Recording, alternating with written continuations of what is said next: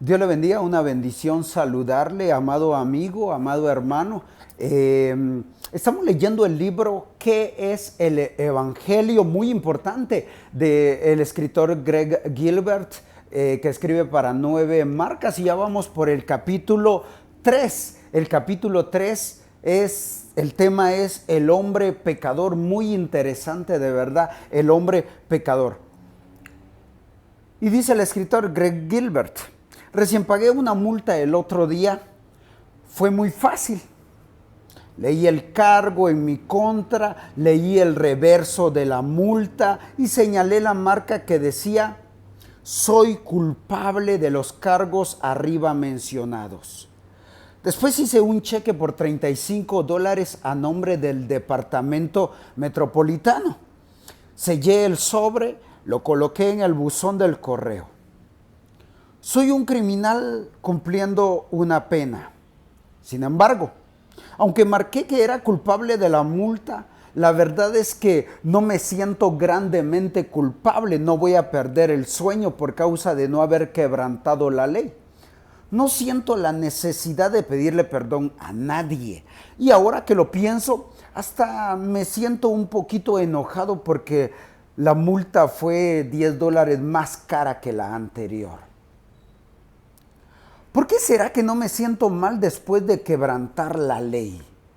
Supongo que es porque al final de cuentas, cometer una infracción vehicular no me parece muy importante o muy terrible. Sí, la próxima vez me aseguraré de tener el cinturón puesto, pero mi conciencia no está atribulada por todo eso. Algo que he notado a lo largo de los años es que la mayoría de la gente piensa acerca del pecado, especialmente del suyo propio, como si fuera una multa de tránsito. Sí, por supuesto. Pensamos técnicamente el pecado es una violación de la ley escrita por el Dios de los cielos y todo eso. Pero él seguramente sabe que hay peores criminales que yo. Además, nadie salió herido y estoy dispuesto a pagar la multa. Y vamos, no hay necesidad de una investigación a fondo sobre algo así, ¿verdad? Bueno, supongo que no. No si usted piensa del pecado en esa manera tan fría. Pero de acuerdo a la Biblia, el pecado es mucho más que solo una violación, que alguna regulación de tráfico impersonal, arbitraria y celestial. Es más bien romper una relación y todavía más, es un rechazo hacia Dios. Es un repudio del reino, cuidado y autoridad de Dios, así como de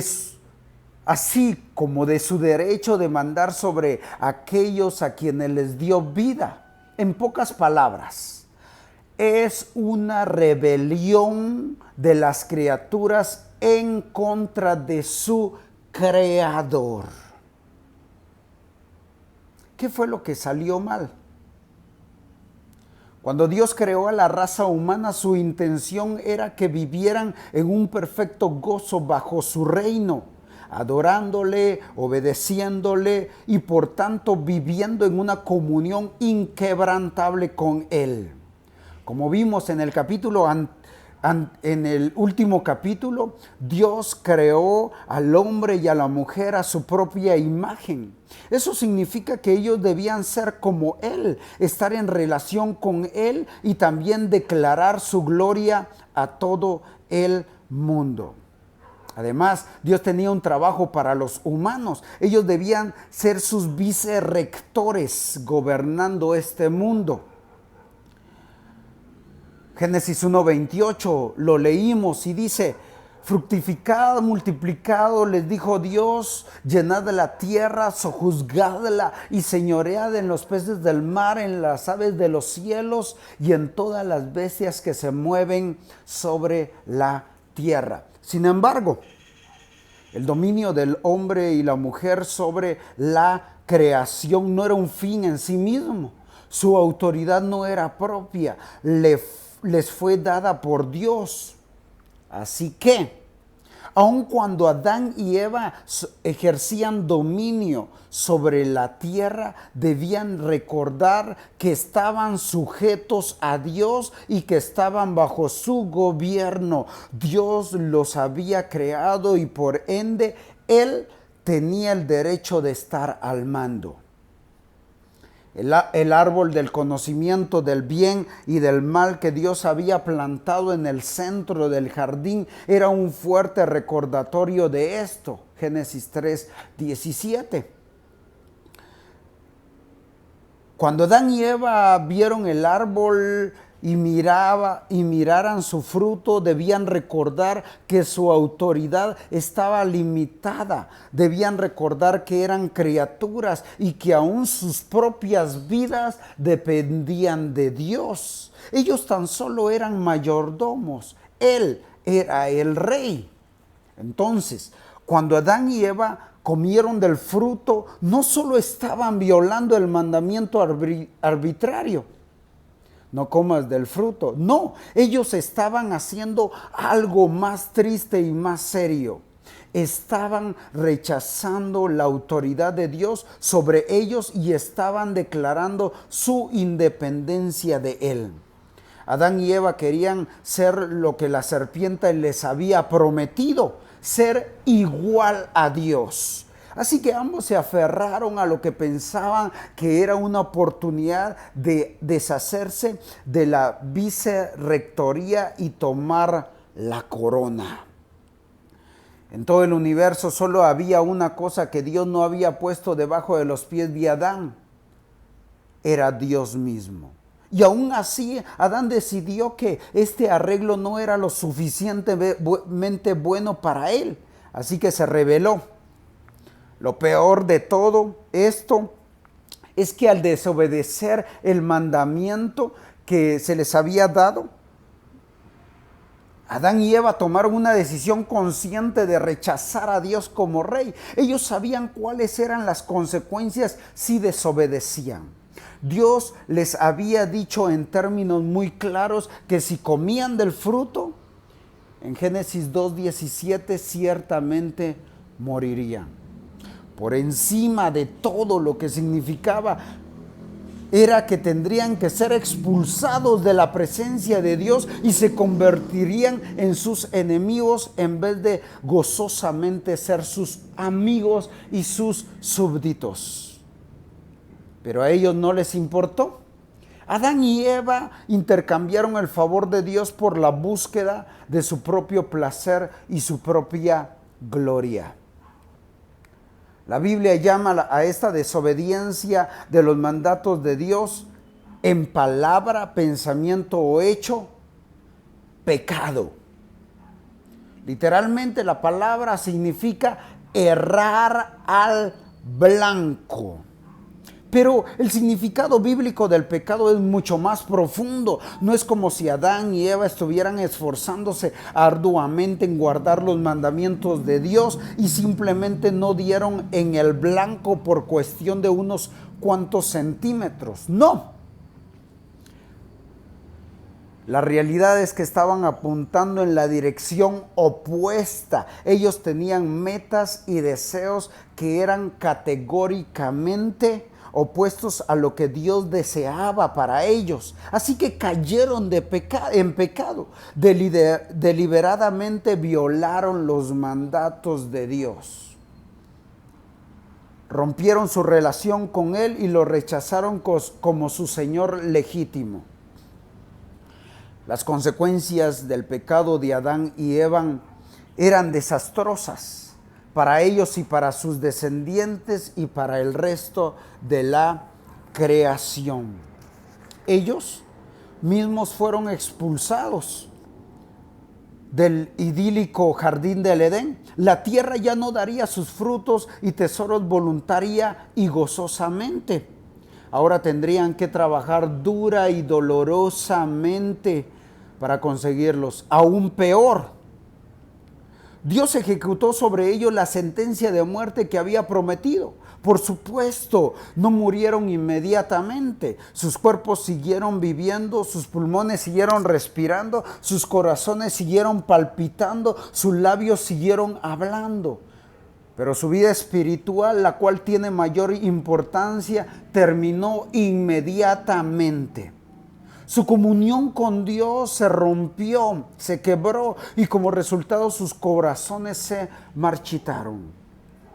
Sus mentes se llenaron de pensamientos egoístas, sus ojos se oscurecieron ante la belleza de Dios.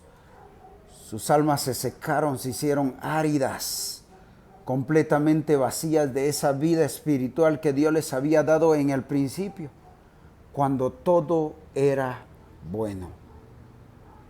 No solo ellos, sino nosotros. La Biblia nos dice que no solamente Adán y Eva son culpables del pecado. En Romanos capítulo 3, versículo 23 dice, todos somos culpables. Todos somos culpables. Romanos capítulo 3, versículo 10 dice, por cuanto todos pecaron y están destituidos de la gloria de Dios. Y unos cuantos párrafos antes dijo, no hay justo ni aún uno.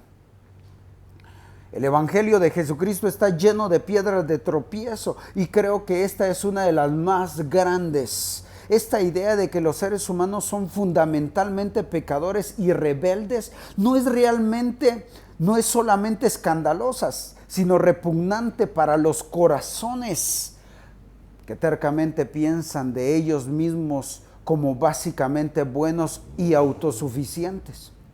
Es por eso que es absolutamente crucial que entendamos la naturaleza y la profundidad de nuestro pecado. Si nos acercamos al Evangelio pensando que el pecado es algo más o algo menos a lo que en realidad es, malinterpretamos terriblemente las buenas noticias de Jesucristo.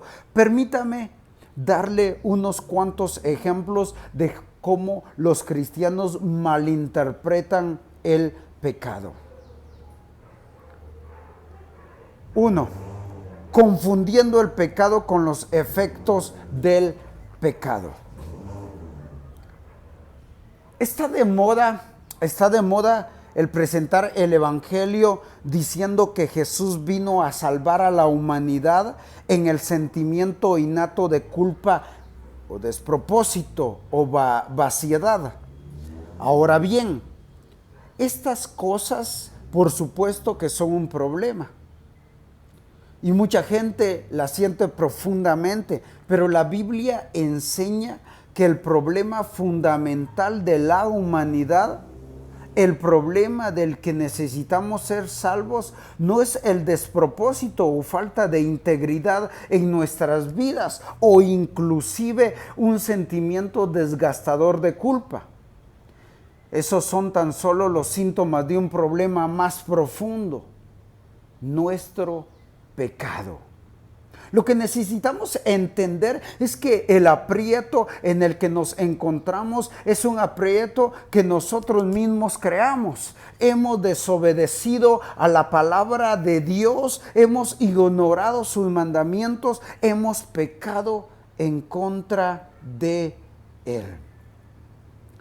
Hablar de la salvación del despropósito o de la vaciedad sin señalar hacia la raíz que las causa puede provocar que la medicina sea tomada con mayor facilidad. Pero es la medicina incorrecta. Le permite a una persona el continuar pensando en sí misma como una víctima sin lidiar realmente con el hecho de que él mismo es un criminal injusto que merece el juicio de Dios. 2. Reduciendo el pecado a una relación rota. Las relaciones son una categoría importante en la Biblia. Los seres humanos fueron creados para vivir en comunión con Dios. Sin embargo, lo que debemos recordar es que Era una relación en específico en la que estos debían vivir, no una relación entre dos individuos iguales donde la ley, el juicio y el castigo no tienen cabida, sino la relación entre un rey y sus súbditos. Muchos cristianos hablan del pecado como si fuera un pequeño disgusto entre Dios y el hombre. Y que lo que necesita es que nosotros simplemente nos disculpemos y aceptemos el perdón de Dios. Sin embargo, esa imagen del pecado como si fuera una discrepancia entre dos enamorados distorsiona la relación real que tenemos con Dios. Esa imagen comunica que no hay quebrantamiento de ley, ni violación de justicia, ni castigo justo, ni juicio santo. Y por ende, tampoco hay necesidad de que un sustituto cargara con el juicio. La enseñanza bíblica es que el pecado sí es un rompimiento de una relación con Dios, pero esa relación rota consiste en un rechazo de su majestad real. No es solo adulterio, aunque sí es eso. También es rebelión. No es solo deslealtad, también es traición. Si reducimos el pecado en un mero rompimiento de una relación, en lugar de entenderlo como una revelación traicionera de un súbdito amado en contra a su rey justo y bueno, nunca entenderemos por qué la muerte del Hijo de Dios era requerido para enmendarlo. 3. Confundiendo el pecado con pensamientos negativos. Otra forma de malentender el pecado es diciendo que es solo un pensamiento negativo. Lo vimos en algunas de las frases de la introducción de este libro. Deshazte de tus odres viejos, piensa en grande. Dios quiere mostrarte su increíble favor si tan solo te deshaces de esos pensamientos negativos que te están deteniendo. Ese sí que es un mensaje convincente para personas autodependientes, a quienes les gusta creer que pueden deshacerse de su pecado por sí mismos. Tal vez esta es la razón por la que los hombres que proclaman ese mensaje se la ingenian para conseguir algunas de las iglesias más grandes del mundo. La fórmula en realidad es muy sencilla. Solo dígale a la gente que su pecado no va más allá que el tener pensamientos negativos y que eso es lo que los está separando de su salud, riquezas y felicidad. Luego dígales que si tan solo pensaran más positivamente de sí mismos, con la ayuda de Dios, claro, se deshacerían de su pecado y serían inmensamente ricos. ¡Lotería! Ahora tienen una mega iglesia al instante. Algunas veces la promesa es dinero, otras veces es salud, otras veces algo completamente diferente. Pero de cualquier forma en que lo vea, decir que Jesucristo murió para salvarnos de pensamientos negativos acerca de nosotros mismos es irreprensiblemente antibíblico. De hecho, la Biblia enseña que una gran parte de nuestro problema es que pensamos muy alto de nosotros mismos, no muy bajo. Deténgase y piense en esto un momento. ¿Cómo es que la serpiente tentó a Adán y a Eva? Les dijo que estaban pensando muy negativo de sí mismos. Les digo que tenían que pensar más positivamente, que necesitaban ampliar su horizonte, que requerían alcanzar su máximo potencial para ser como Dios. En pocas palabras les dijo que necesitaban pensar en grande. ¿Y cómo cree que eso les funcionó a ellos? 4. Confundiendo el pecado con los pecados. Hay una gran diferencia entre pensar que usted mismo como culpable de pecados y pensar de usted mismo como culpable del pecado o de pecado. La mayoría de la gente no tiene problema alguno en admitir que han cometido pecados, en plural, mientras piensen de esos pecados como pequeños errores aislados a lo largo de una vida en general. Una multa de tránsito aquí o allá en un registro bastante limpio. Los pecados no son aterrorizados tanto. Sabemos que están ahí, los vemos nosotros mismos y en otros todos los días y nos hemos acostumbrado a ellos. Lo que nos aterroriza es que Dios nos muestre que el pecado viene del mismo núcleo de nuestros corazones, esos depósitos profundos de suciedad, de corrupción que ni siquiera sabíamos que existían y que nunca jamás hubiéramos descubierto por nosotros mismos. Así es como la Biblia habla acerca de la profundidad y oscuridad de nuestro pecado. No solo está sobre nosotros, está en nosotros y es de nosotros. En el segundo piso del Museo Nacional de Historia Natural de Washington se encuentra lo que supuestamente es la esfera de cuarzo más grande del mundo. La esfera es un poco más grande que una pelota de baloncesto. No tiene ni un rasguño, incrustación o decoloración. Es perfecta. La gente generalmente piensa que la naturaleza humana es como esa esfera de cuarzo. Si tal vez algunas ocasiones podamos ensuciarla con tierra o lodo, pero bajo el asombro se encuentra la esfera pristina como siempre, y todo lo que necesitamos es limpiarla un poco para restaurar su brillantez. Sin embargo, la imagen bíblica de la naturaleza humana no es tan bonita. De acuerdo a las escrituras, la Biblia, la esfera de la naturaleza humana no es tan pristina, y el lodo no se encuentra solamente en la superficie. Al contrario, estamos impregnados de pecado. Las grietas, el lodo, la suciedad y la corrupción se encuentran en el mismo núcleo. Como Pablo dijo en Efesios 2:3, somos por naturaleza hijos de ira. Estamos incluidos en la culpa y corrupción de Adán. Romanos capítulo 5. Jesús también enseñó esto en Mateo capítulo 15, versículo 19. Del corazón salen los malos pensamientos, los homicidios, adulterios, las fornicaciones, los hurtos, los falsos testimonios, las blasfemias. Las palabras pecaminosas que usted dice y los actos pecaminosos que usted comete no son incidentes aislados. Brotan de la maldad de su propio corazón. Cada parte de nuestra existencia humana está corrompida por el pecado y está bajo su poder.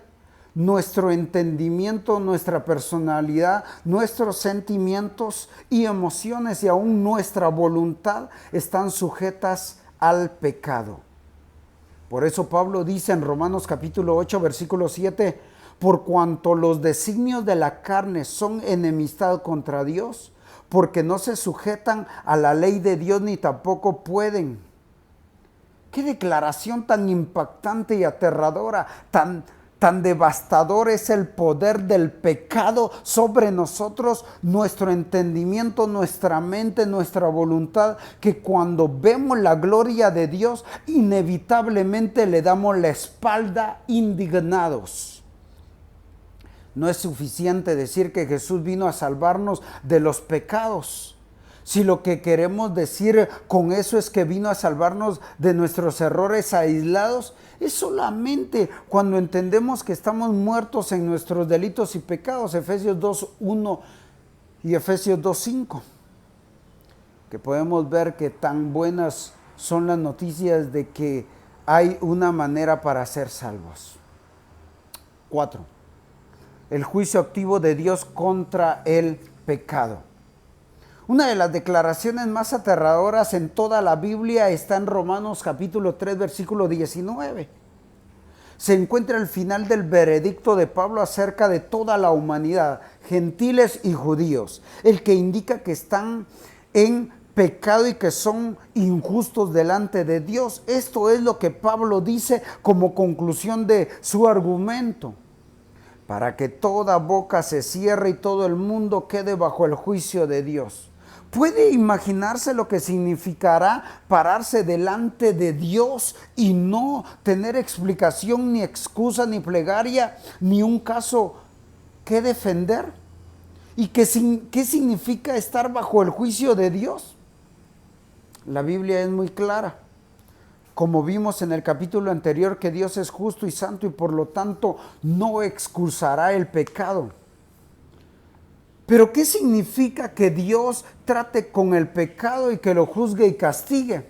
Romanos capítulo 3, versículo 23 dice: la paga del pecado es muerte. En otras palabras, el pago que acumulamos por nuestros pecados es el morir. Eso no significa la muerte física, es una muerte espiritual. Una separación obligatoria de nuestro miserable y pecaminoso ser de la presencia del justo y santo Dios. El profeta Isaías lo describió así, Isaías 59, 2. Vuestras iniquidades han hecho división entre vosotros y vuestro Dios, y vuestros pecados han hecho ocultar de vosotros sus rostros para no oír. Algunas veces la gente habla de esto es como si fuera solamente la ausencia pasiva de Dios. Pero es más que eso, es el juicio activo en contra del pecado. Y la Biblia dice que será aterrador.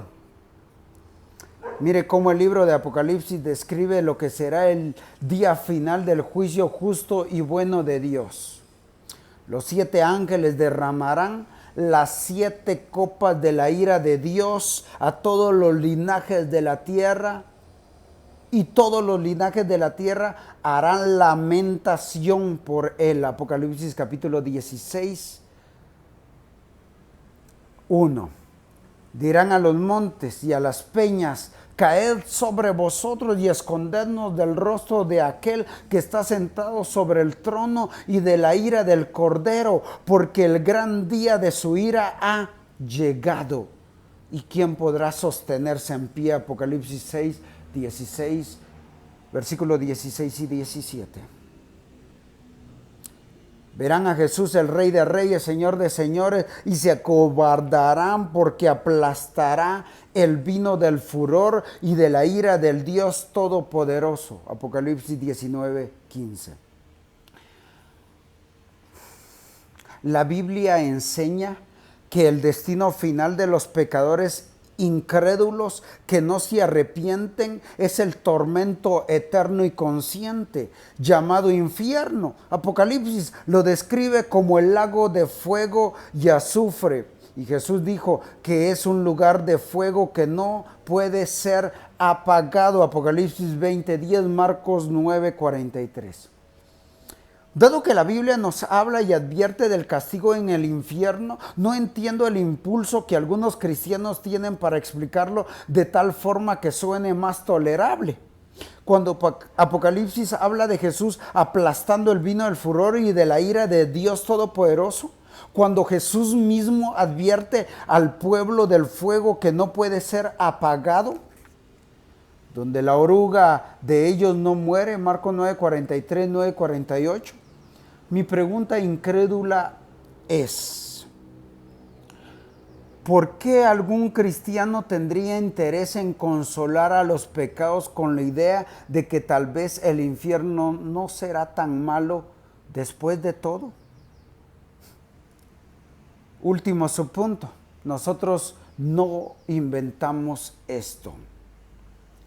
Las imágenes que la Biblia utiliza para hablar acerca del juicio de Dios contra el pecado son realmente aterradoras. No es sorpresa el hecho de que el mundo lea las descripciones en la Biblia acerca del infierno y se refiere a los cristianos como enfermos por creerlas. Pero eso es equivocar el meollo del asunto. No es que nosotros estemos inventando estas ideas. Nosotros los cristianos no leemos, creemos y hablamos acerca del infierno porque de alguna manera nos guste pensar en él. Que Dios nos lo permita. No. Hablamos acerca del infierno porque en última instancia creemos en la Biblia, creemos en ella cuando dice que el infierno es real y creemos en ella con lágrimas cuando dice que la gente que amamos está en peligro de pasar la eternidad en él. Ese es el veredicto eleccionador sobre nosotros. No hay ni a un justo entre nosotros, ni siquiera uno. Es por eso un día toda boca será cerrada.